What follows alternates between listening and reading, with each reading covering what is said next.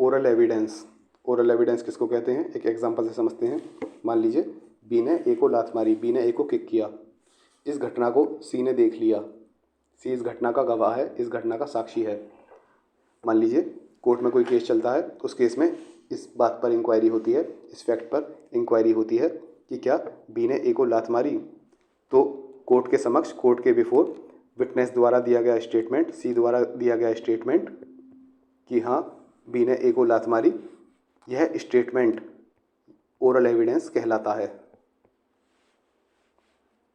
तो कोर्ट ने इससे पूछा होगा कि भाई ऐसी कोई बात हुई थी, ये फैक्ट सही है या नहीं है। तो जो विटनेस है वह जो स्टेटमेंट देगा कोर्ट के समक्ष इस फैक्ट इन इंक्वायरी के रिलेशन में, वह कहलाएगा ओरल एविडेंस। तो थ्योरी देखते हैं।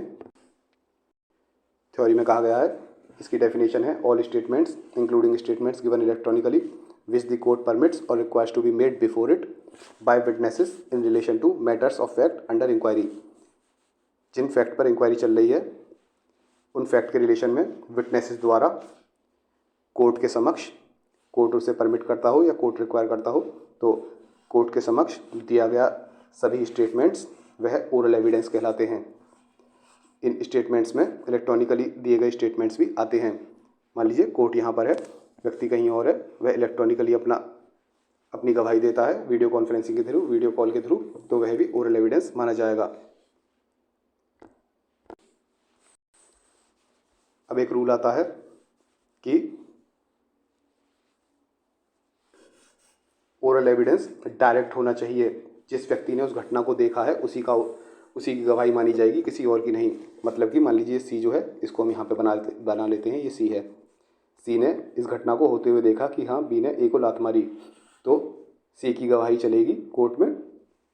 यदि सी डी को बताता है कि भाई ऐसे ऐसे बी ने ए को लात मारी थी, सी ने डी को बताई ये बात, डी ने ये बात खुद होते हुए नहीं देखी, डी वहाँ पर मौजूद नहीं था, डी ने इस घटना को नहीं देखा, तो डी की गवाही नहीं चलेगी। डी ने बस ये बात सुनी है, ये कही सुनी बात है, बस डायरेक्टली खुद नहीं देखा, वह डायरेक्टली खुद इस चीज़ का साक्षी नहीं है, इसने बस ये बात सुनी है। इनको कहते हैं कही सुनी बातें। हियर से माने कहना, हियर माने सुनना, तो ये हो गया एक तरह से कही सुनी बातें। तो कही सुनी बातें नहीं चलती, हियर से एविडेंस नहीं चलता, केवल जिसने उस चीज़ को देखा है उसका चलेगा। या फिर मान लीजिए किसी ने कोई चीज़ खुद अपने कानों से सुनी हो, मान लीजिए कहीं लोग एक दूसरे को गाली दे रहे हैं, उसने डायरेक्टली उस बात को सुना हो और इसने जाके डी को बताया हो कि ऐसे ऐसे वे लोग आपस में गाली दे रहे हैं, तो ऐसी कंडीशन में डी का एविडेंस नहीं चलेगा। डी ने खुद यह बातें नहीं सुनी, इस व्यक्ति ने बातें सुनी है, इसकी ही गवाही चलेगी। ऐसे ही यदि किसी व्यक्ति ने कोई चीज़ अपनी सेंसेस से परसीव की हो, मान लीजिए इस व्यक्ति ने कहीं कोई जहरीली गैस सूंघी हो और इसने बाद में जाके इस व्यक्ति को बताई हो, डी को बताई हो कि उस जगह जहरीली गैस थी, मैंने वह सूंघी थी, तो डी तो उस जगह मौजूद नहीं था, तो डी का एविडेंस नहीं चलेगा। जिस व्यक्ति ने खुद अपने सेंसेस से परसीव की है, अपनी नाक से वह गैस सूंघी है, उसी की गवाही चलेगी। ऐसे ही जिस व्यक्ति का ओपिनियन है उसी का चलता है। मान लीजिए इसका कोई ओपिनियन है, यह अपना ओपिनियन डी को बताता है, तो डी का एविडेंस नहीं चलेगा, उस ओपिनियन के रिगार्डिंग जिस व्यक्ति का ओपिनियन है उसी का चलेगा। तो डायरेक्ट एविडेंस अलाउड है, हियर से अलाउड नहीं है। कहीं सुना वाला एविडेंस अलाउड नहीं है, इसको हियर से कहते हैं, हियर से अलाउड नहीं है। लेकिन कुछ एक्सेप्शंस हैं। वो एक्सेप्शंस क्या क्या हैं? रेस गेस्टाई, एडमिशन और कन्फेशन, डेड और अकाउंट बुक्स वगैरह, और ये आपका एक्सपर्ट ओपिनियन। इन सभी को हम डिटेल में नेक्स्ट वाले चैप्टर में, हियर से वाले में डिटेल में पढ़ेंगे आराम से। अभी नहीं तो ज़्यादा ओवरलोड हो जाएगा। अभी आप केवल ओरल एविडेंस पर ही फोकस कीजिए। नेक्स्ट वाले को भी लेकिन ध्यान से देख लेना, क्योंकि क्वेश्चन एक साथ आ जाता है। ओरल एविडेंस में पूछते हैं oral evidence must be direct, वह डायरेक्ट होना चाहिए, ये बताइए। तो इसमें चारों ही कंडीशन बता देना, देखी है, सुनी है, जिस व्यक्ति ने डायरेक्टली परसीव की है ओपिनियन, और फिर उसके एक्सेप्शंस भी पूछ लिए जाते हैं। तो एक्सेप्शन में बताया जाता है कि हियर से एविडेंस का क्या क्या एक्सेप्शंस हैं। ठीक है, तो अब जरा थ्योरी पोर्शन देख लेते हैं।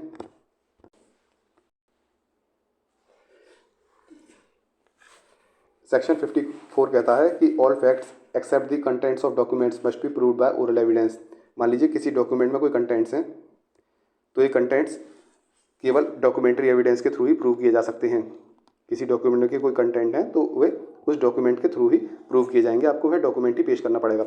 लेकिन इसके अलावा कोई भी फैक्ट वगैरह हो, कोई भी फैक्ट हो, वह सभी फैक्ट ओरल एविडेंस के थ्रू ही प्रूव किए जाएंगे। मतलब कि डॉक्यूमेंट्स के कंटेंट्स के अलावा कोई भी फैक्ट होगा वह ओरल एविडेंस के थ्रू प्रूव किया जाएगा। केवल डॉक्यूमेंट के कंटेंट्स जो हैं वे डॉक्यूमेंट्स के थ्रू ही प्रूव किए जाते हैं।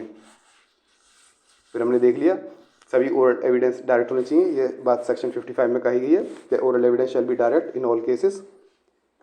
It must be evidence of person who himself so, जिसने खुद वह बात देखी हो, सुनी हो या अपने सेंसेस से परसीव की हो। और हियर से एविडेंस जो है वह एडमिसिबल नहीं है, वह एडमिट नहीं किया जाएगा। हियर से एविडेंस कौन सा होता है? हर्ड फ्रॉम समवेयर एल्स, किसी और से सुना है, कहीं सुनी बातें। तो इसमें आपको लिख देंगे कि जिस व्यक्ति ने वह चीज़ खुद देखी हो, वो एक्चुअली सॉ इट, उसका एविडेंस चलेगा। और जिसने खुद सुनी हो या खुद परसीव की हो या जिस व्यक्ति का वह खुद का ओपिनियन हो। तो सेक्शन 55 अलाउ करता है केवल डायरेक्ट एविडेंस और प्रोहिबिट करता है हियर से एविडेंस को। एग्जाम्पल के तौर पे हमने देख लिया, ए ने बी के ऊपर केस चलाया कि भाई उसने मेरे को लात मारी, सी और डी इसमें विटनेस के तौर पे मौजूद पेश किए गए थे। सी ने कहा कि जब बी ने ए को लात मारी मैं वहाँ मौजूद था, मैंने बी को लात मारते हुए देखा, और ये oral evidence direct oral evidence है, यहाँ पर सी को अलाउ किया जाएगा ये बात कहने के लिए। डी कहता है जब बी ने ए को लात मारी मैं वहाँ पर ना तो मौजूद था ना ही मैंने ऐसा कुछ देखा, तो यहाँ पर यह डायरेक्ट एविडेंस तो हुआ नहीं, तो ये अलाउड नहीं होगा। हमने ये देख लिया फिगर में ही।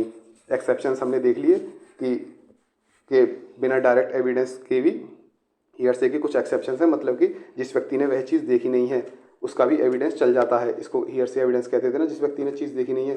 तो क्या एक्सेप्शंस हैं? एक तो res gestae, admission in confession, dead या फिर नॉट फाउंड या फिर इनकेपेबल ऑफ गिविंग एविडेंस, और फिर आ गया बुक्स और अकाउंट्स, ओपिनियन ऑफ एक्सपर्ट्स। ये हम सभी नेक्स्ट वीडियो में डिटेल में देखेंगे। ओरल एविडेंस अभी के लिए इतना ही।